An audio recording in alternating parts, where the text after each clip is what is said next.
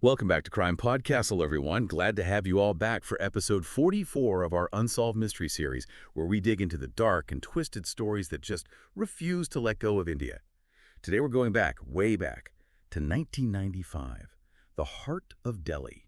A case that just sent shockwaves through the nation and still has true crime fans like you, well, hooked. The Tandoor murder. Yeah, it's a case that, it really digs deep into who we are, jealousy, ambition, and that desperate attempt to hide something awful, and the way they tried to get rid of the body. It's chilling, really. A tandoor oven, in Indian culture, it's all about warmth, family food, but here it becomes something so dark, so sinister, it adds this whole other layer to a case that's already got you on the edge of your seat. Right. Okay, so let's break this down. At the center of it all, we have a couple. Naina Sahni, bright, full of promise, young woman in politics, and her husband, Sushil Sharma. He's a rising star.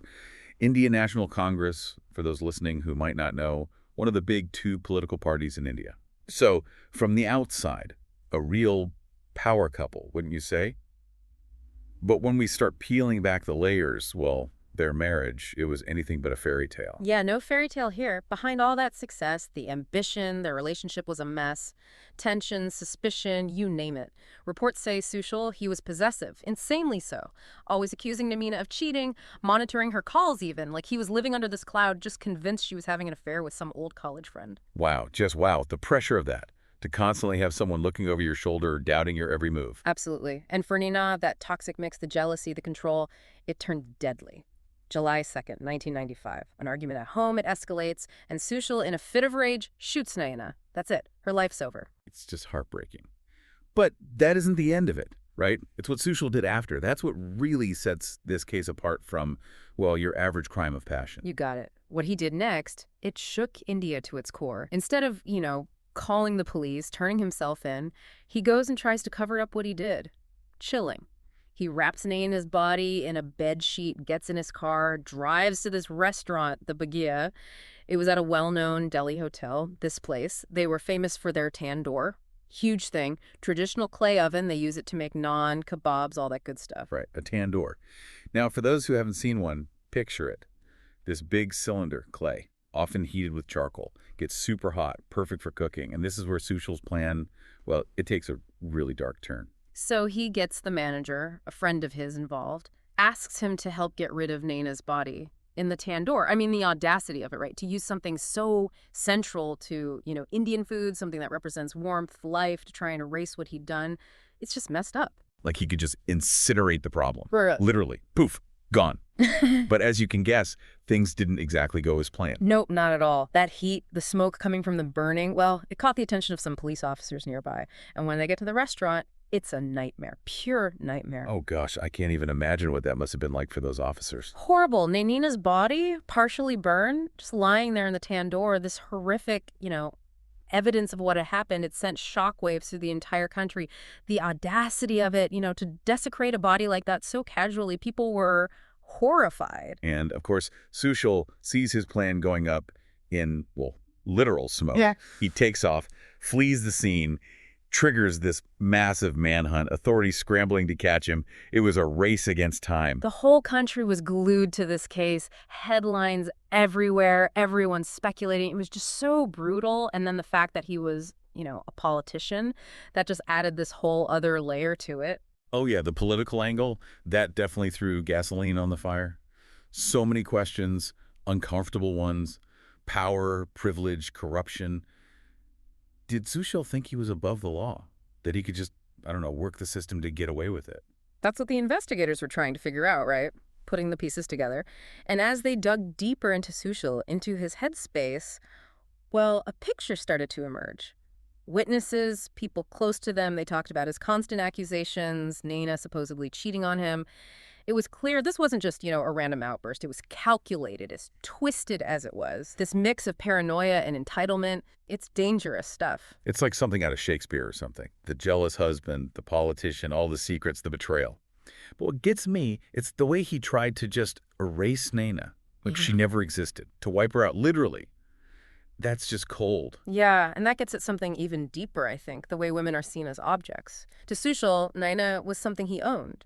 Something he could control, and when she didn't fit into his little story anymore, dispose of. And how did people react to that? Did they see this as just, a one-off thing? Or did it spark a bigger conversation about violence against women in India? It became this focal point, a lightning rod. People started talking about domestic violence, the inequality, the abuse of power. Naina's death, it was tragic, but it brought to light this huge problem, something so many women in India faced. That culture of silence, the lack of, real legal protection. So you have this nationwide manhunt going on for Sushil, and at the same time, this huge societal conversation is erupting. Exactly. It pushed for change. People wanted stricter laws against domestic violence, better support for victims. Women's groups, they were out there protesting, demanding justice for Naina, making sure everyone knew how widespread this was. It's back to the chase. They caught him, right? Oh yeah, 10 days on the run, and they finally cornered him in Bangalore. You can imagine how the media went crazy. Everyone was glued to this story, waiting to see if justice would actually be served. It's like a movie or something, right? The high-profile suspect, the chase, everyone watching. But this was real life, real consequences. And the stakes, sky high. The evidence against him was just piling up. Forensics, witness statements, the restaurant manager even confessed. Everything pointed right at Sushil.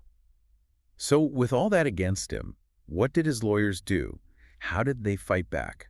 Uphill battle for sure. They went with the crime of passion angle, trying to downplay the whole premeditation thing like it was just, a moment of rage, spur of the moment. Painting him as a man who loved too much, not a cold-blooded killer. Exactly. They talked about the marriage, how troubled it was, how much he supposedly loved Naina, how the jealousy ate him up, trying to make it seem like an act of desperation, not some planned-out attack. That's a classic move, isn't it? Trying to get the jury to feel sorry for him. Did it work?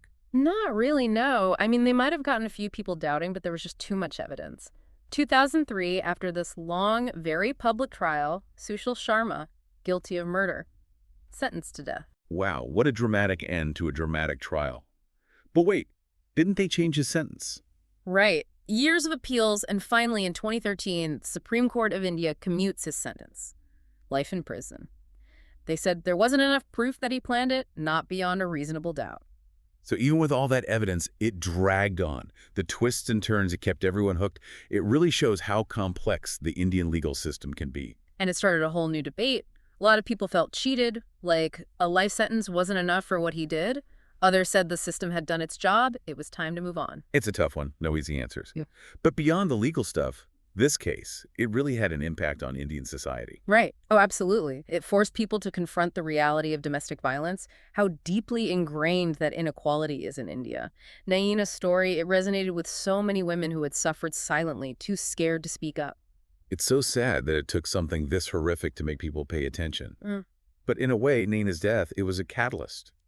It gave strength to the women's rights movement, made lawmakers rethink the system. You got that right. The Tandoor murder, it wasn't just about a crime. It was a turning point, socially, legally.